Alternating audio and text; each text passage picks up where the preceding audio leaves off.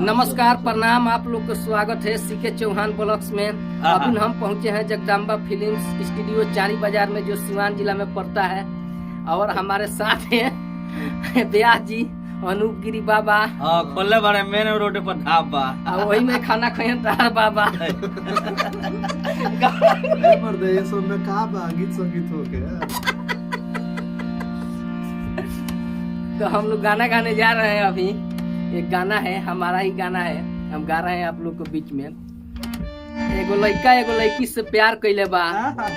आज जब लड़किया छोड़ के जाती है लड़कवा के, वह लड़कवा कहता कि करे के तो कोलहलू दिया हवाले की करी हो तुम एगो उपकार।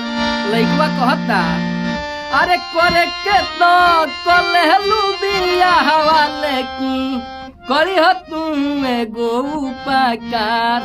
अल्लाह भरवा के खबरवा लेते रहियो फोनम, बारवा जन बदलियो हमारे जान।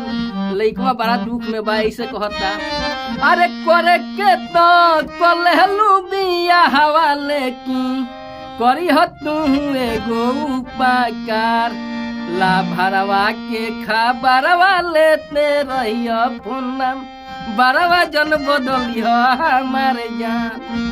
आवाज फंस गई। अंतरा में बा दूसरा पहिल का अंतरा।